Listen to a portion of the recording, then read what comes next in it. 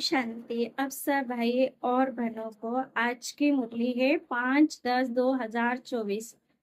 मीठे बच्चे, बाबा आया है तुम बच्चों से दुखधाम का संन्यास कराने। यही है बेहेद का संन्यास। प्रश्न, उन सन्यासियों के सन्यास में और तुम्हारे सन्यास में मुख्य अंतर क्या है? उत्तर है, वे सन्यासी घर बार छोड़कर जंगल में जाते, लेकिन तुम घर बार छोड़कर जंगल में नहीं जाते हो। घर में रहते हुए सारी दुनिया को कांटों का जंगल समझते हो। तुम बुद्धि से सारी दुनिया का संन्यास करते हो। ओम शांति। रूहानी बाप रूहानी बच्चों को रोज रोज समझाते हैं, क्योंकि आधा कल्प के बेसमझ है ना, तो रोज रोज समझाना पड़ता है। पहले पहले तो मनुष्य को शांति चाहिए। आत्मा सब आसुल रहने वाली भी शांति धाम की है। बाप तो है ही सदैव शांति का सागर। अभी तुम शांति का वर्षा प्राप्त कर रहे हो, कहते ना शांति देवा, अर्थात हमको इस सृष्टि से अपने घर शांति धाम ले जाओ अथवा शांति का वर्षा दो। देवताओं के आगे अथवा शिव बाबा के आगे ये जाकर कहते शांति दो, क्योंकि शिव बाबा है शांति का सागर। अभी तुम शिव बाबा से शांति का वर्षा ले रहे हो। बाप को याद करते करते तुमको शांति धाम जाना है जरूर। नहीं याद करेंगे तो भी जाएंगे जरूर। याद इसलिए करते कि पापों का बोझा जो सिर पर है वह खत्म हो जाए। शांति और सुख मिलता है एक बाप से, क्योंकि वह सुख और शांति का सागर है। वह चीज ही मुख्य है। शांति को मुक्ति भी कहा जाता है, और फिर जीवन मुक्ति और जीवन बंध भी है। अभी तुम जीवन बंध से जीवन मुक्त हो रहे हो। सतयुग में कोई बंधन नहीं होता। गाया भी जाता है सहज जीवन मुक्ति व सहज गति सदगति। अब दोनों का अर्थ तुम बच्चों ने समझा है। गति कहा जाता है शांति धाम को, सदगति कहा जाता है सुख धाम को। सुख धाम शांति धाम, फिर ये है दुख धाम। तुम यहाँ बैठे हो, बाबा कहते बच्चे शांति धाम घर को याद करो। आत्माओं को अपना घर भूला हुआ है, बाप आकर याद दिलाते हैं।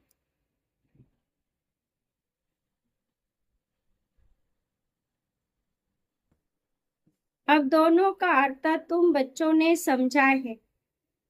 समझाते ही रूहानी बच्चे, तुम घर जा नहीं सकते जब तक मुझे याद नहीं करेंगे। याद से तुम्हारे पाप भस्म हो जाएंगे, आत्मा पवित्र बन फिर अपने घर जाएंगे। तुम बच्चे जानते हैं अपवित्र दुनिया है, एक भी पवित्र मनुष्य नहीं। पवित्र दुनिया को सतयुग, अपवित्र दुनिया को कलयुग कहा जाता है। राम राज्य रावण राज्य, रावण राज्य से अपवित्र दुनिया स्थापन होती। यह बना बनाया खेल है ना। यह बेहेद का बाप समझाते हैं, उनको सत्य कहा जाता है। सत्य बातें तुम संगम पर ही सुनते हो, फिर तुम सतयुग में जाते हो। द्वापर से फिर रावण राज्य शुरू होता है। रावण अर्थात आसुर ठहरा। आसुर कभी सत्य नहीं बोल सकते, इसलिए इसको कहा जाता है झूठी माया, झूठी काया, झूठा सब संसार। आत्मा भी झूठी तो शरीर भी झूठा है। आत्मा में संस्कार भरते ना, 4 धातुएं है ना, सोना चांदी तांबा लोहा, सब खाद निकल जाती है। बाकी सच्चा सोना तुम बनते हो इस योग बल से। तुम जब सतयुग में हो तो सच्चा सोना ही हो। फिर चांदी पड़ती तो चंद्रवंशी कहा जाता है। फिर तांबे की लोहे की खाद पड़ती द्वापर कलयुग में। फिर योग से तुम्हारे जो चांदी तांबा लोहा की खाद पड़ी है,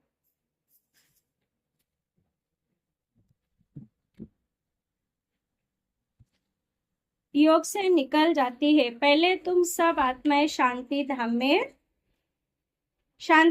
में हो, फिर पहले पहले आते हो सतयुग में, तो उसको कहा जाता गोल्डन एज।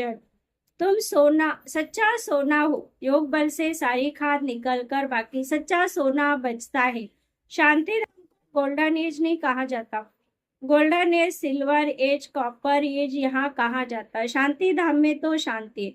आत्मा जब शरीर लेती तब गोल्डन एज कहा जाता। फिर सृष्टि को गोल्डन एज बन जाती।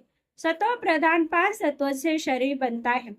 आत्मा सतो प्रधान है तो शरीर भी सतो प्रधान है। फिर पिछाड़ी में आकर आयरन एज शरीर मिलता है, क्योंकि आत्मा में खाद पड़ी तो गोल्डन एज, सिल्वर एज सृष्टि चक्रों को कहा जाता है। तो अब बच्चों को क्या करना है, पहले पहले शांति धाम जाना है, इसलिए बाप को याद करना है, तभी तमो प्रधान से सतो प्रधान बन जाएंगे। इसमें टाइम उतना ही लगता है जितना टाइम बाप को याद करते हैं।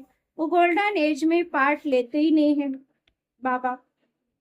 तो आत्मा को जब शरीर मिलता है तब कहा जाता है गोल्डन एजड जीव आत्मा, ऐसे नहीं गोल्डन एजड आत्मा नहीं, गोल्डन एजड जीव आत्मा, फिर सिल्वर एजड जीव आत्मा होती है। यहाँ तो तुम बैठे हो, तुमको शांति भी है तो सुख भी प्राप्त होता है, तो क्या करना चाहिए, दुखधाम का संन्यास, इसको कहा जाता है बेहद का संन्यास। उन सन्यासी का हद का संन्यास गरबार छोड़ जंगल में जाते हैं, उनको ये भी नहीं, उनको ये पता ही नहीं कि सारी सृष्टि जंगल है, ये कांटों का जंगल है, ये है कांटों की दुनिया, वह फूलों की दुनिया। वह भर संन्यास करते परंतु फिर भी कांटों की दुनिया में, जंगल में शहर से दूर दूर जाकर रहते हैं। उन्हों का निवृत्त मार्ग तुम्हारा है प्रवर्ति मार्ग, तुम पवित्र जोड़ी थे, अभी अपवित्र बने हो। उनको गृहस्थ आश्रम भी कहते हैं।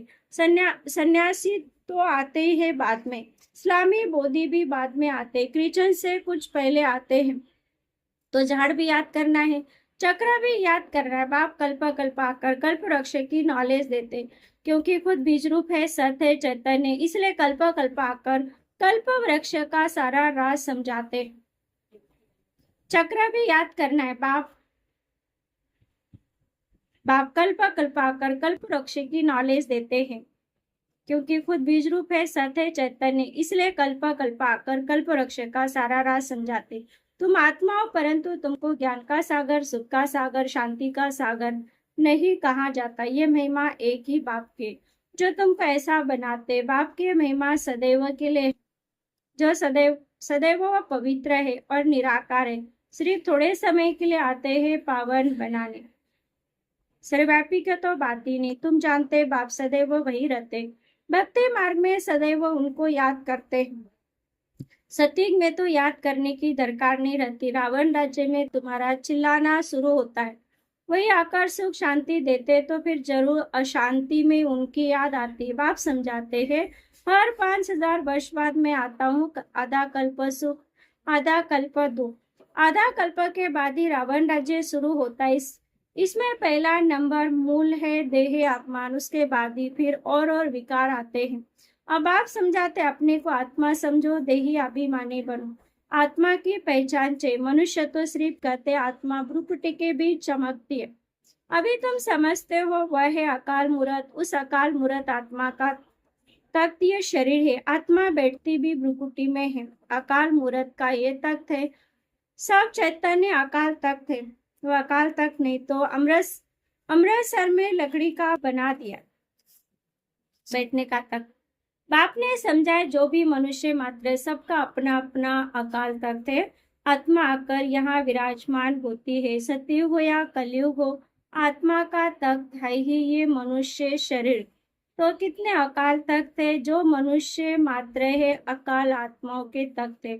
आत्मा एक तख्त छोड़ दूसरा तख्त लेती है, पहले छोटा तख्त होता है फिर बड़ा होता है, छोटा बच्चा फिर बड़ा। वह शरीर रूपी तख्त छोटा बड़ा होता है, वह लकड़ी का तख्त जिसको सिख लोग अकाल तख्त कहते, वह तो